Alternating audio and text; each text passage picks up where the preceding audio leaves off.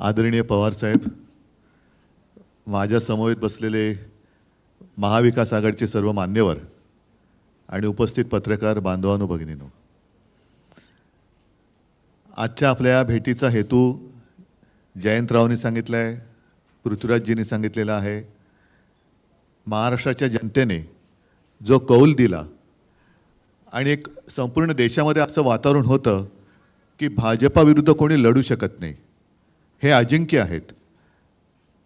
तर अजिंक्यपणा त्यांचा किती फोल आहे, तो फोलपणा महाराष्ट्राच्या जनतेने ताकदीने दाखवून दिलेला आहे. म्हणून महाराष्ट्राच्या जनतेचे तर आम्ही आभार मानतोच आहोत, त्यांचे आशीर्वाद तर आम्हाला पाहिजेतच आहेत.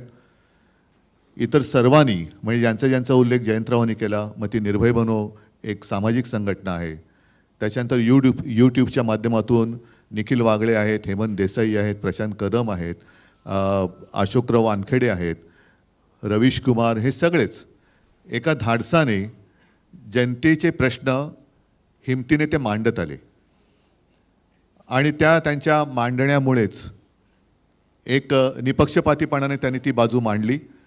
त्याच्यामुळे जनतेला सुद्धा सत्य काय आहे हे कळत गेलं. आणि मी तर असं म्हणेन की ही लढाई फार विचित्र होती. आर्थिकदृष्ट्या असेल, यंत्रणेच्या दृष्टीने म्हणा, ही विषम लढाई तर होतीच, पण संविधान आणि लोकशाही वाचवण्यासाठी ही लढाई होती. आणि मला अभिमान आहे की मी माझ्या भाषणाची सुरुवात देशभक्त बांधवांनो भगिनींनो आणि मातांनो अशी करायचो.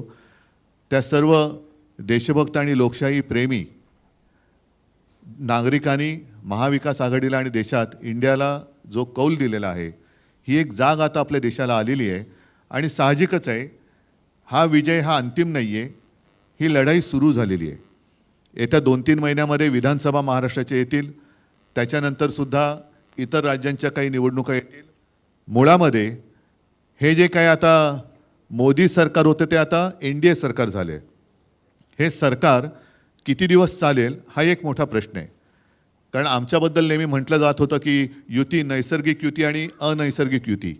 तर आत्ता ते जे काही तिकडे कडबोळ झालेलं आहे दिल्लीमध्ये, हे नैसर्गिक आहे का अनैसर्गिक आहे, हा सुद्धा एक मोठा प्रश्न आहे. एकूणच देशातली जनता या निवडणुकीच्या निमित्ताने जागी झाली, हे फार मोठं यश या निवडणुकीच्या वेळेला आपल्याला मिळालं असं मी मानतो. आणि आपल्या मनामध्ये काही प्रश्न असतील आपण विचारा, त्याला उत्तर द्यायचा आम्ही प्रयत्न करतो.